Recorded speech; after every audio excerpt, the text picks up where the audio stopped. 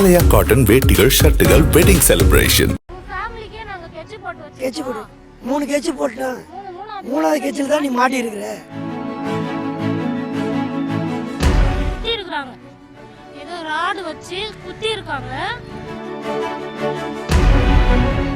2 முறை வெட்டி 4-5 தையல் கிட்ட தலையில போட்டு. சென்னை நெற்குன்றம் பகுதியை சேர்ந்த 18 வயது சிறுவன் முகப்பேரில் உள்ள தனியார் பள்ளியில் +2 படித்து வருகிறார். இவர் பட்டாளம் பகுதியில் உள்ள தனியார் பள்ளியில் 10ஆம் வகுப்பு படித்த போது அதே பள்ளியில் உடன் படித்து வந்த சிறுமியுடன் நட்பு ஏற்பட்டு நாளடைவில் அது காதலாக மாறியுள்ளது.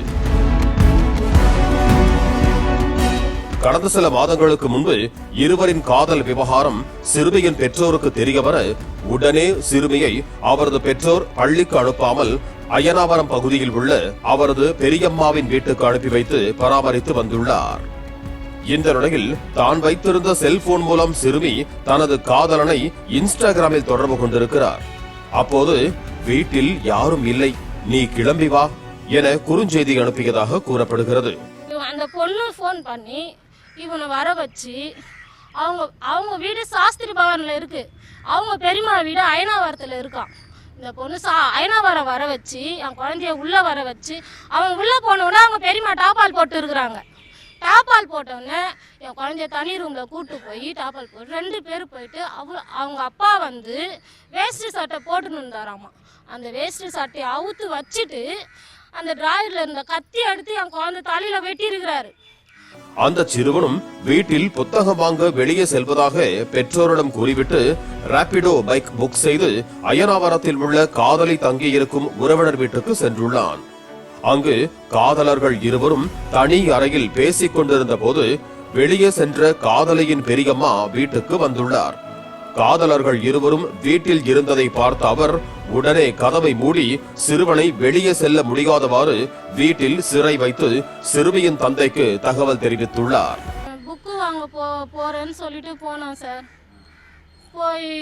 போனாக்கா மணி 10 மணி வரைக்குமே வீட்டுக்கு வரல. நாங்கள் அது வரைக்கும் எங்களுக்கு தெரிஞ்சவங்களுக்குலாம் ஃபோன் பண்ணி பார்த்தோம், யாரும் கிடைக்கிற மாதிரி இல்லை. அவன் வந்து ரேப்பிடோ புக் பண்ணி போன நம்பரை வச்சு அவன் எந்த ஏரியாவுக்கு போயிருக்கான்னு சொல்லிட்டு நாங்கள் அதை புக் அந்த நம்பரை பார்த்து அந்த அந்த அந்த அந்த டிரைவருக்கு ஃபோன் பண்ணி அவங்கள கேட்டோம்.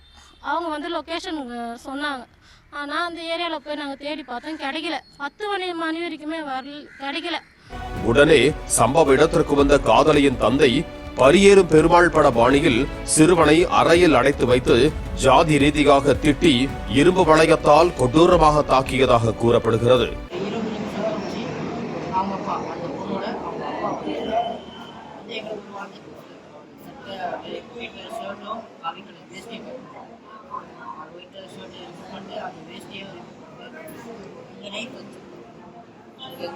எடுத்து என் தலையிலேயே 2 தடவை அடிச்சு தாக்கி 3வது தடவை அடிக்கும்போது அந்த நைஃபே உடஞ்சிது. நைஃப் உடஞ்சிட்டு நான் அப்படியே உட்காந்துட்டேன். அப்படியே பிளட்டு கையிலலாம் பிளட்டு சுற்றி அந்த சட்டை போட்டு வயிற்று ஷர்ட் அப்படியே அந்த சுற்றி எல்லாம் நான் உட்காந்துட்டேன். அதுக்கப்புறம் இங்கே கையில் இங்கெல்லாம் ஸ்டாண்ட் வச்சு இங்கெல்லாம் கையில்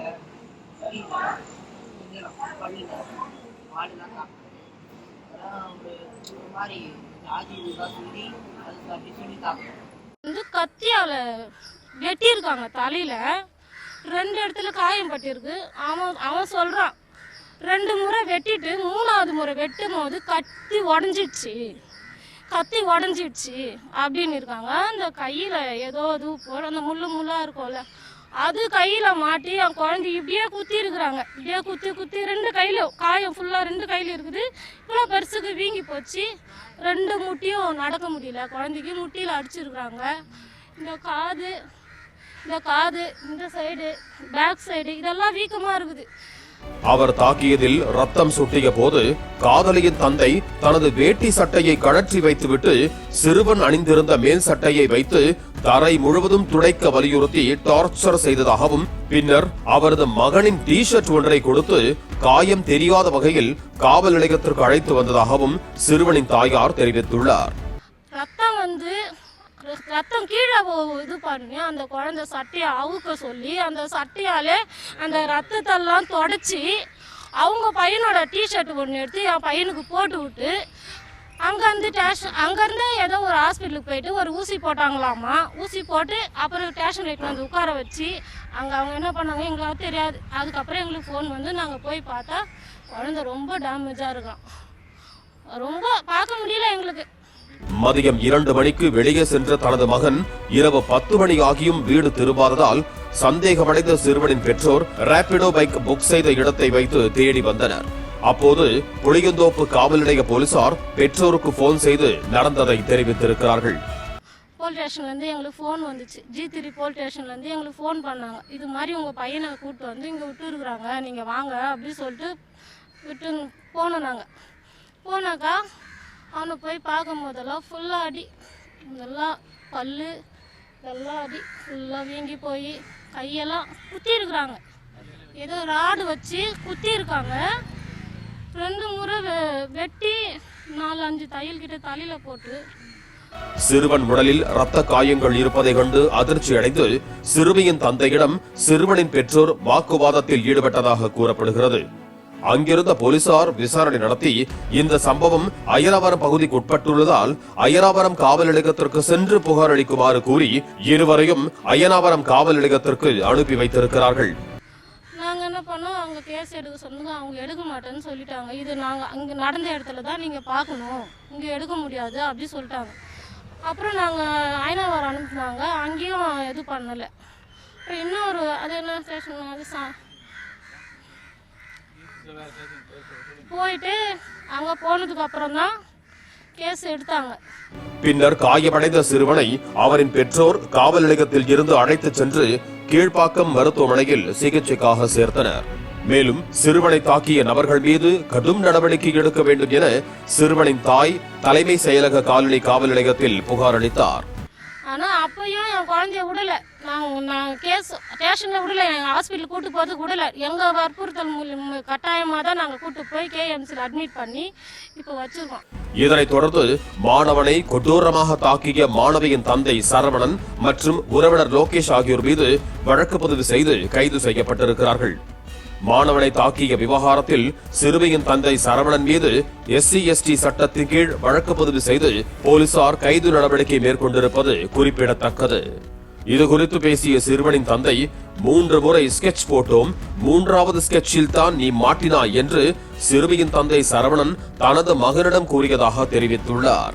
2 மணிக்கு வந்தோடனே நைட்டு 8 மணி வரைக்கும் இங்கே அடிச்சிருக்கிறாங்க. 8 மணிக்கு அடித்து ஆட்டோவில் அய்யனாவரத்துலேருந்து புளியந்தோப்புக்கு ஆட்டோவில் கூட்டு போயிருக்காங்க. கூட்டு போகிற வழியிலே சொல்கிறாரு, உன்னை அடித்து கொளுத்தி போட்டு 6 மாதத்தில் ஜெயிலில் வெளியே வந்துடுவாங்க. கெச்சு போட்டு 3 கெச்சு போட்டுட்டான், 3வது கெச்சில் தான் நீ மாட்டியிருக்கிற அப்படின்னு பொண்ணுடைய அப்பா சரவணன் சொல்லியிருக்காரு. அவர் தான் என்னுடைய பையனுக்கு உயிர் காரணம் அவர் தான். என் புள்ள இப்போ சாவு கிடக்கு, சாவுனாலே கிடக்குறான். அவங்க அப்பா தான் காரணம். அவங்க அப்பா தான் எல்லாமே பண்ணியிருக்கிறாரு. அந்த பொண்ணை வச்சு வர வச்சு எல்லாமே 3 தடவை ஸ்கெட்ச் போட்டுக்கிறேன் அப்படின்ட்டு 3வது தடவை. பாஜகவில் வடசென்னை மேற்கு மாவட்ட செயலாளராக பதவி வகித்து வந்த சிறுமியின் தந்தை தற்போது கோவில் நிர்வாகியாக பதவி வகித்து வருவதும் குறிப்பிடத்தக்கது. பாலிமர் செய்திகளுக்காக செய்தியாளர் கதிரவன். ஆலயா காட்டன் வேட்டிகள் ஷர்ட்டுகள் வெட்டிங் செலிப்ரேஷன். பிளே ஸ்டோர் மற்றும் ஆப் ஸ்டோரில் இருந்து பாலிமர் செயலியை QR கோடு மூலம் பதிவிறக்கம் செய்யுங்கள். செய்திகளை உடனுக்குடன் பெறுங்கள்.